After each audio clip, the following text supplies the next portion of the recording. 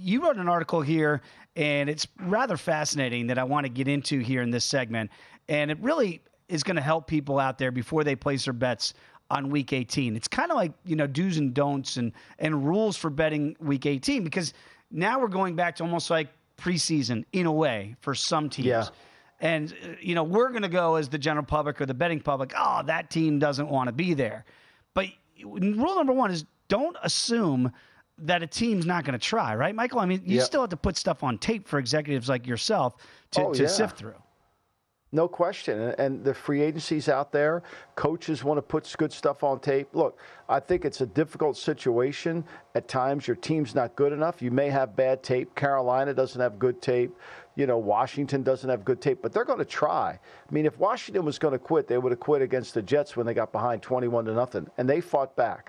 So they're really this idea that teams don't try. We saw the Chargers basically quit when they came to the Raiders and forced the owner to have to fire Brendan Staley. They quit in the second half when against Denver in the first game when Herbert got hurt. They said, no, we're not playing for our coach either. So I think that was kind of, you could see that. But so far right now, you won't see that. Teams want to win. And we have this NBA mentality where everybody thinks they're all worried about their draft position. I can tell you from being there, nobody's worried about their draft position. It is what it is. You want to win the last game, at least you want to enjoy the offseason and knowing you won a game. So I think don't assume that this team isn't going to try, especially the teams that go to their backups, because the backups want to play good too. You and I sat here a week ago and talked about Denver and specifics, and everybody was like, oh, they're quitting on Sean Payton and blah, blah, blah. And you and I are like, oh, I kind of like Denver next week against the Chargers, and they ended up covering that number. And that's rule number two. If a coach like a Sean Payton is certain to be coming back for another year, but his team isn't in contention, they're going to play hard and try to win, kind of like we just talked about, right?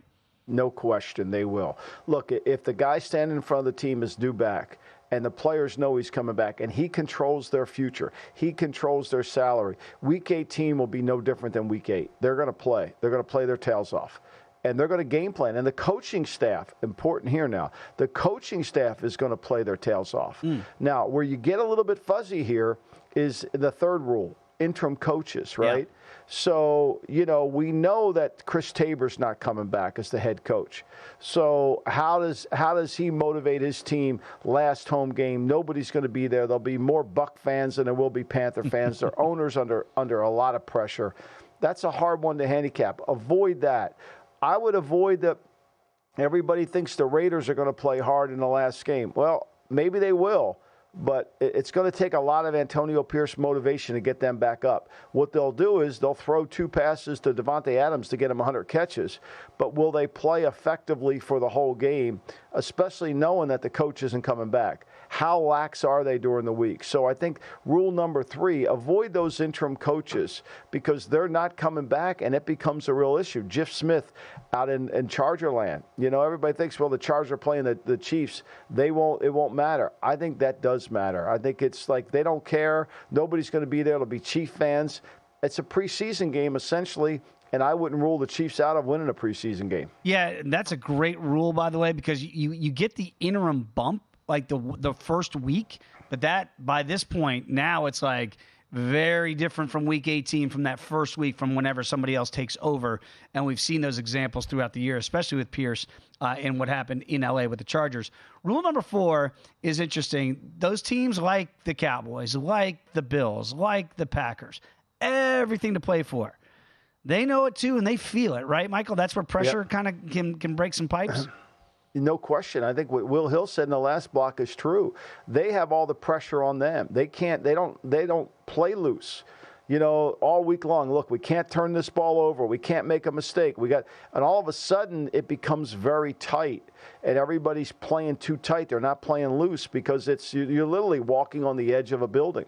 And you don't want to take a bad step. And we naturally assume that the Bucs are going to play good. Well, maybe they can't handle the pressure. Maybe they can't. Maybe Green Bay can't handle having all that on them. They couldn't last year.